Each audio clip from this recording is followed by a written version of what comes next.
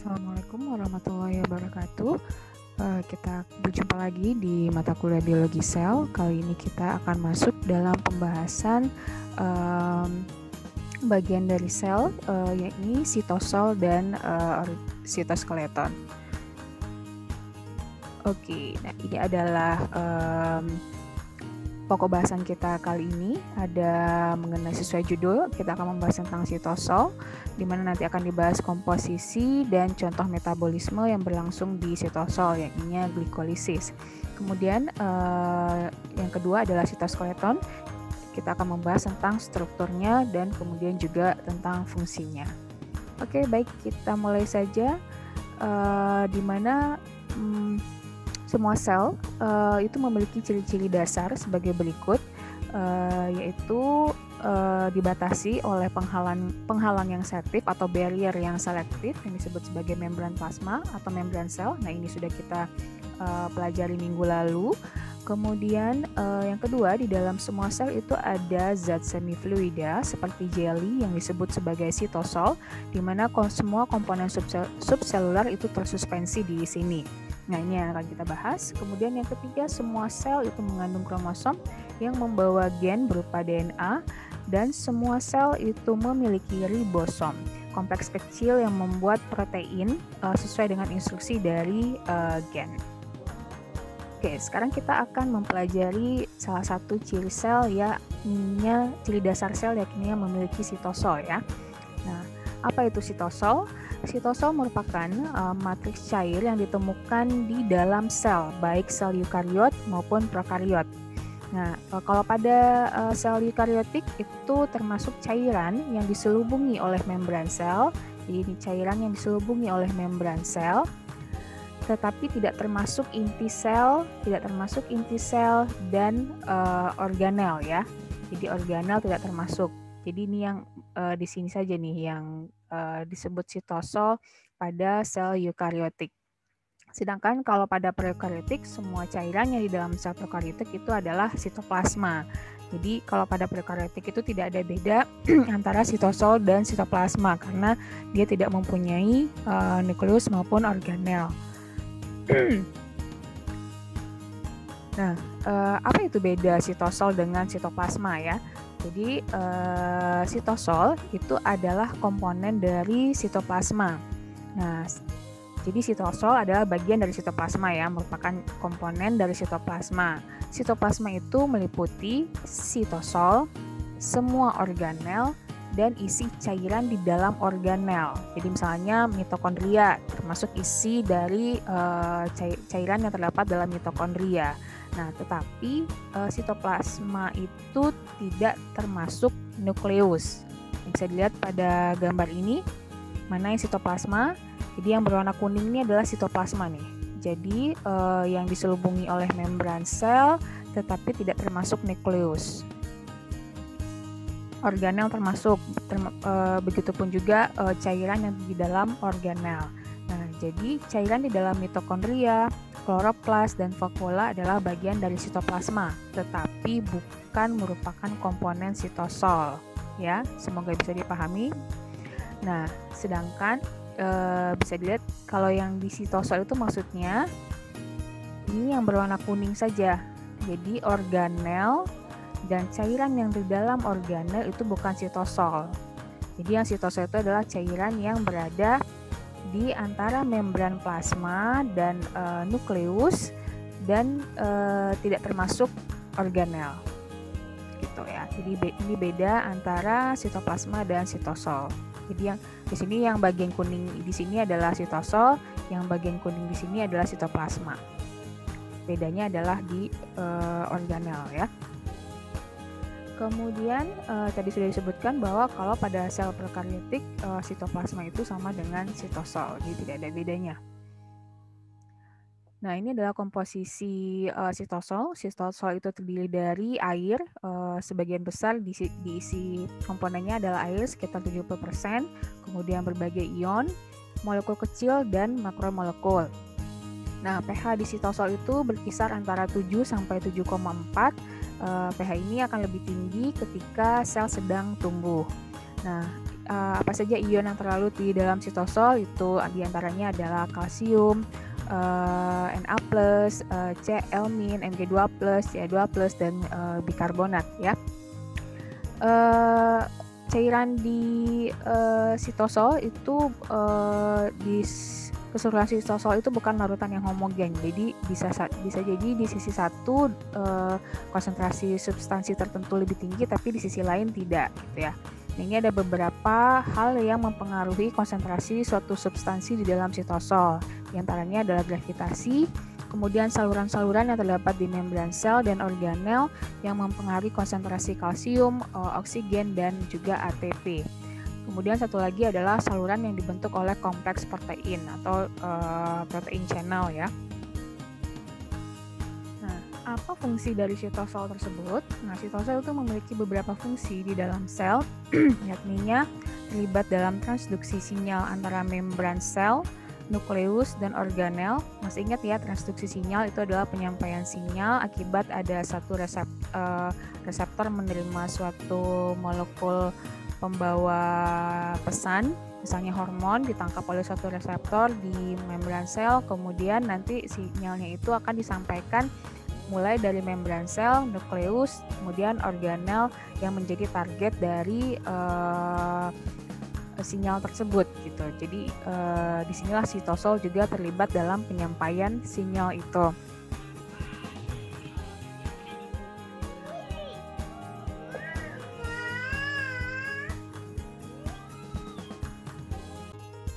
Nah, kemudian fungsi yang kedua yaitu mengangkut metabolit dari tempat produksinya ke bagian lain dari sel. Yang ketiga, sitosol ini penting untuk sitokinesis, yaitu saat membelah dalam mitosis. Sitosol juga berperan dalam metabolisme eukariota seperti glikolisis, gluconeogenesis, biosintesis protein, jalur pentosa fosfat, dan hampir semua metabolisme prokariota itu terjadi di sitosol. Nah, untuk peran sitosol yang kedua dan yang ketiga ini erat kaitannya dengan pokok bahasan kita yang terakhir nanti, yaitu dengan sitoskeleton ya. Nah, sekarang kita akan lanjut membahas tentang fungsi sitosol dalam metabolisme, yaitu contohnya di sini adalah glikolisis. Apa itu glikolisis? Glikolisis adalah proses pemecahan glukosa yang menghasilkan 2 molekul piruvat, 2 molekul ATP, 2 molekul NADH, dan 2 molekul H2O. Glikolisis ini terjadi di sitosol dan ada 10 enzim yang terlibat dalam penguraian gula atau penguraian glukosa tersebut. Dan 10 langkah glikolisis ini diatur oleh urutan enzim tertentu yang bekerja pada sistem. Nah, glikolisis ini dapat terjadi dengan atau tanpa oksigen. Jika ada oksigen, glikolisis merupakan tahap pertama dari respirasi sel seperti yang digambarkan di sini. Itu ketika ada oksigen, dia merupakan tahapan dari respirasi sel. Ini tahap pertama glikolisis, kemudian pada respirasi sel akan berlanjut di mitokondria. Piruvatnya akan dibawa dan diproses dalam oksidasi piruvat, kemudian siklus asam sitrat dan fosforilasi oksidatif atau transport elektron di dalam mitokondria ya. Nah, ketika tidak ada oksigen, glikolisis ini memungkinkan sel membuat sejumlah kecil ATP melalui proses yang disebut fermentasi, dan ada juga hasil sampingannya berupa asam laktat. Nah, ini adalah tahapan glikolisis. Seperti disebutkan tadi, itu ada 10 tahapan dengan 10 jenis enzim yang terlibat ya. 10 jenis enzim yang terlibat. Ini dia tahapannya. Ini cara membacanya adalah substrat ya, substrat. Kemudian ini adalah enzimnya. Jadi tahap pertama enzimnya adalah di sini disingkat HK, yaitu heksokinase. Substratnya adalah glukosa. Glukosa akan diubah menjadi G6P, yaitu glukos 6 fosfat, di mana di sini akan dikonsumsi 1 molekul ATP untuk proses untuk reaksi ini. Di sini dikonsumsi 1 molekul ATP. Kemudian pada tahap kedua itu enzim yang berperan adalah enzim PGI, yaitu fosfoglukomutase. Dengan produknya adalah fruktosa 6-fosfat. Ini produknya fruktosa 6-fosfat. Kemudian lanjut ke tahap ketiga, dikatalisis oleh enzim PFK, yaitu fosfofruktokinase, dengan produknya fruktos 1,6-bifosfat ya. Ini dia, fruktos 1,6-bifosfat, ini produknya. Kemudian tahap keempat itu dikatalis oleh enzim aldolase dengan produknya berupa ini hidroksiaseton fosfat atau DHAP dan gliseraldehid 3-fosfat atau GADP. Jadi dia ada dua ya. Di sini ada pemecahan molekul di sini menjadi 2 molekul, di mana nanti pada tahap kelima itu DHAP itu diubah menjadi isomernya membentuk GADP oleh enzim TPI, triosa fosfat isomerase. Nah, kemudian nanti GADP ini akan berubah menjadi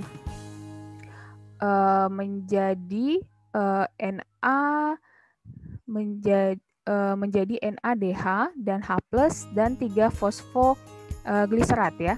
3-fosfogliserat, di mana di sini dia akan dikatalis oleh enzim gliseraldehid 3-fosfat dehidrogenase. Nah, kemudian di sini di reaksi berikutnya akan dikatalisis oleh enzim fosfogliserokinase atau PGK yang akan dihasilkan di sini 2 molekul ATP.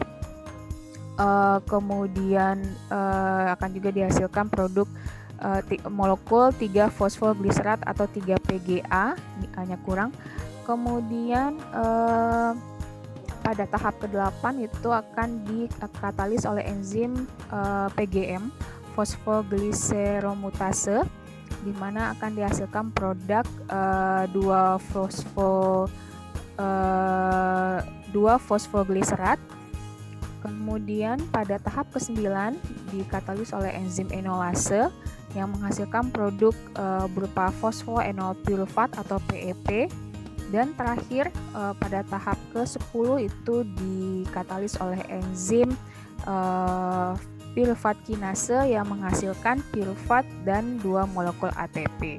Nah, dari sepanjang tahapan ini itu dihasilkan sebenarnya ada 4 molekul ATP ya, tapi karena sebelumnya digunakan 2 molekul ATP, jadi hasil net atau bersih dari ATP pada glikolisis ini adalah 2 molekul ATP.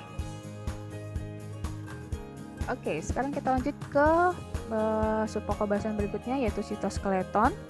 Sitoskeleton itu adalah jaringan serat atau fiber yang mengorganisir struktur dan aktivitas di dalam sel.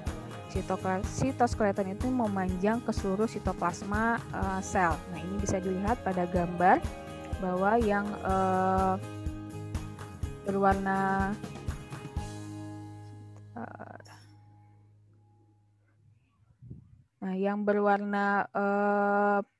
ini adalah gambar yang diberikan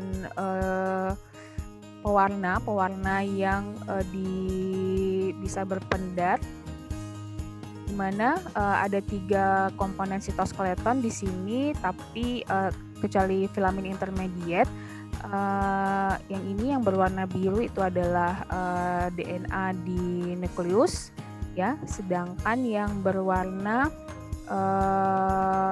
hijau itu adalah mikrotubul yang berwarna hijau, dan yang berwarna oranye kemerahan itu adalah mikrofilamen. Nah, kalau yang satu lagi filamen intermediate itu tidak terlihat di gambar ini. Jadi dia kelihatan di sini sitoskeleton itu, artinya di gambar ini adalah mikrotubul dan mikrofilamen itu dia memanjang meluas di seluruh sitoplasma ya. Nah, ini adalah beberapa fungsi dari sitoskeleton. Yang pertama, membantu sel mempertahankan bentuknya dan memberi dukungan pada sel. kemudian berbagai organel seluler itu ditahan atau di hold oleh sitoskeleton biar dia tetap pada lokasinya, kemudian membantu dalam pembentukan vakuola, dan yang berikutnya adalah untuk motilitas atau pergerakan sel. Nah, di sini meliputi perubahan lokasi sel atau migrasi sel dan pergerakan bagian dari sel. Nah, kemudian fungsinya adalah sitoskeleton ini membantu pengangkutan sinyal komunikasi antar sel dan juga membentuk tonjolan seperti silia atau flagela di beberapa sel. Nah, ini struktur sitoskeleton itu terdiri dari 3 tipe fiber. Ada 3 tipe fiber yang menyusun sitoskeleton. Semakin ada mikrotubul, ada filamen intermediate, ada mikrofilamen atau lebih dikenal dengan filamen aktin. Nah, semakin ke kanan ukuran fiber ini semakin kecil ya.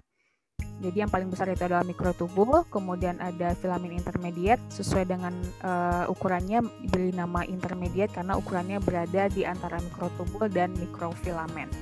Nah, untuk menjalankan fungsinya sebagai contohnya untuk motilitas sel atau pergerakan sel, struktur sitoskeleton ini dilengkapi dengan protein motor. Kalau pada mikrotubul itu dilengkapi dengan protein motor dinein. Ini biasanya untuk pergerakan bagian sel ke arah membran sel, sedangkan kalau untuk kinesin itu pergerakan yang ke arah nukleus. Sedangkan pada mikrofilamen atau filamen aktin, protein motornya itu adalah miosin. Sedangkan kalau filamen intermediate itu tidak terlalu terlibat dalam pergerakan sel. Nah, ini adalah summary atau rangkuman dari struktur dan fungsi sitoskeleton, di mana dia ada mikrotubul, ada mikrofilamen, ada filamen intermediate. Nah, kita bahas dulu yang mikrotubul. Dia bentuknya itu seperti tabung berongga, ini dia, seperti tabung berongga.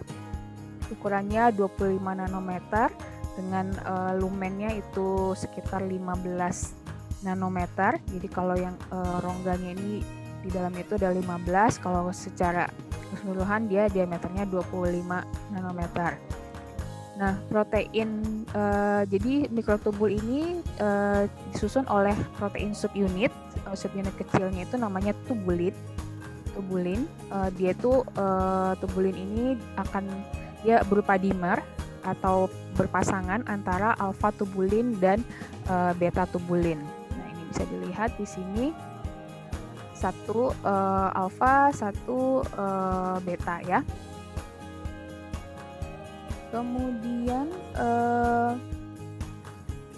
fungsinya berperan dalam mempertahankan bentuk sel, kemudian untuk pergerakan sel, dan juga untuk pergerakan kromosom saat pembelahan sel, dan untuk pergerakan organel ya. Nah, tadi mikrotubul ini dia juga berpasangan dengan protein motor, yaitu protein dinein dan kinesin. Nah, kemudian ada mikrofilamen atau filamen aktin. Dia bentuknya itu terdiri dari 2 untai aktin yang saling berpilin ya. Jadi ini terdiri dari aktin, jadi protein subunitnya di sini aktin ya. Berbeda dengan kalau mikrotubul tadi adalah tubulin. Ini protein subunitnya aktin, dia terdiri dari untai yang dia saling berpilin. Ukurannya itu paling kecil di antara yang lainnya, itu 7 nanometer, dan fungsinya berperan dalam mempertahankan bentuk sel, perubahan bentuk sel, kemudian kontraksi otot, dan kalau pada sel tanaman itu adalah aliran sitoplasmik atau yang disebut sebagai siklosis ya. Kemudian motilitas sel atau pergerakan sel, dan kalau pada sel hewan itu untuk pembelahan sel. Nah, lanjut ke yang ketiga yaitu filamen intermediate. Ini merupakan berupa serat protein ya protein serat yang bergulung menjadi membentuk kabel ya. Ukurannya itu di antara filamen aktin dan mikrotubul yaitu 8 sampai 12 nanometer. Sedangkan kalau protein subunitnya itu tidak seperti mikrofilamen dan mikrotubul ya, yang pasti adalah tubulin atau aktin. Kalau filamen intermediate itu terdiri dari beberapa protein yang berbeda, termasuk diantaranya adalah keratin. Nah, fungsinya itu untuk mempertahankan bentuk sel, kemudian untuk mempertahankan bentuk dari nukleus dan beberapa organel dan pembentukan lamina nukleus. Jadi tidak seperti mikrofilamen dan mikrotubul yang berperan dalam pergerakan sel, filamen intermediate itu dia lebih kepada mempertahankan bentuk sel ya. Oke, kita lihat contoh-contoh dari di mana kita bisa menemukan jenis-jenis sitoskeleton tadi. Kalau mikrotubul itu bisa kita temui di sentrosom ya. Sentrosom, jadi umumnya sel hewan itu memiliki sentrosom, yaitu daerah di bagian dekat dengan nukleus, di mana pada daerah inilah mikrotubul itu diinisiasi gitu atau mulai tumbuh. Nah, ini dia sentrosom itu terdiri dari sepasang sentriol ya, terdiri dari sepasang sentriol dan dia terdiri dari mikrotubul. Nah, ini mikrotubulnya. Lihat seperti tabung berongga ya. Nah, kemudian kita juga bisa menemukan mikrotubul ini pada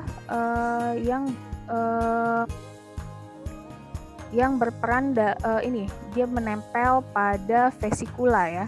Jadi ini adalah mikrotubul. Jadi nanti mikrotubul ini akan seolah menjadi rel untuk tempat vesikula itu akan bergerak misalnya dari retikulum endoplasma ke membran plasma.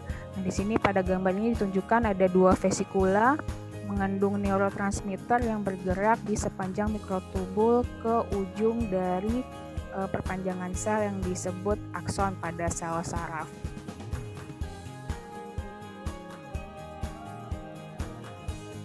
Nah, mikrotubul itu juga ditemukan pada flagela ya, pada flagela ini contohnya pada sperma dan pada silia ya. Pada silia. Ini kalau pada flagela itu gerakannya seperti gerakan ular ya. Sedangkan kalau silia itu gerakannya seperti wiper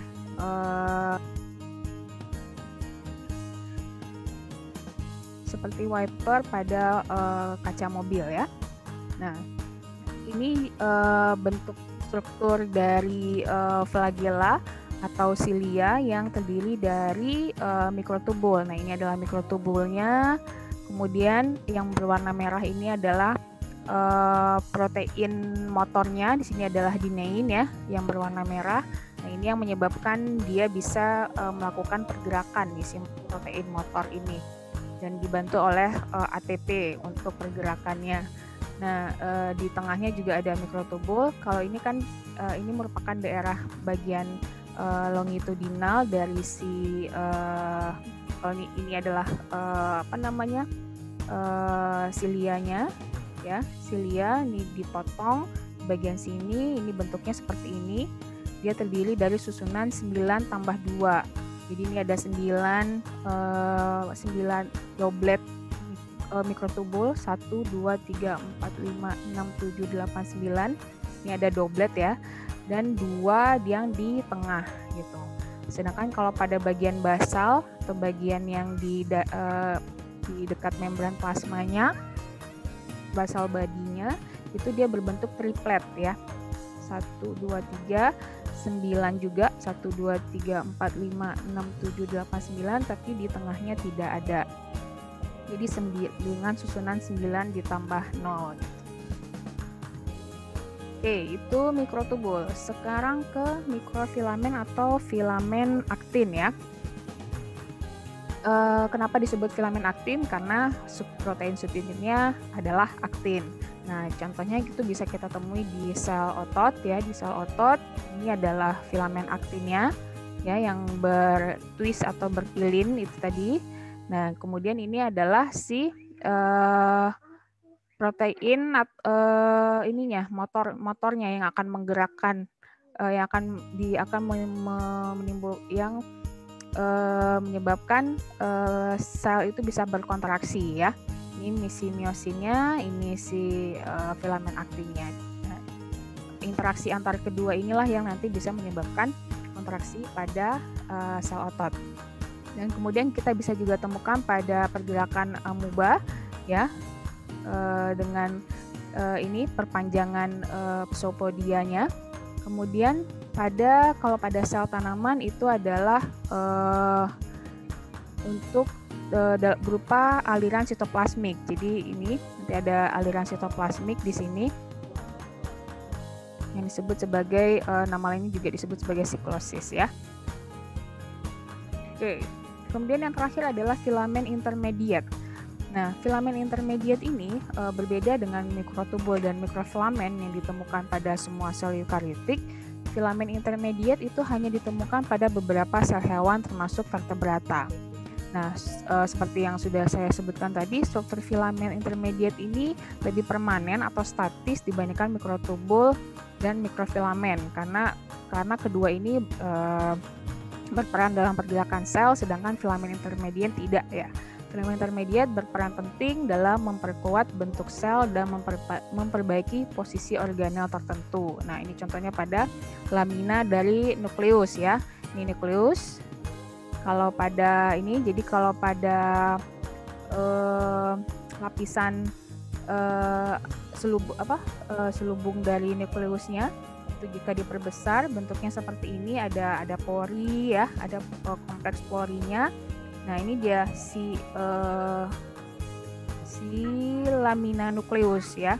Dia berbentuk seperti jaring yang merupakan bagian dalam dari selubung nukleus. Oke, sekian materi kali ini. Jika misalnya masih ada hal-hal yang belum dipahami, silakan didiskusikan di forum di Zoom nanti. Sekian, wassalamualaikum warahmatullahi wabarakatuh.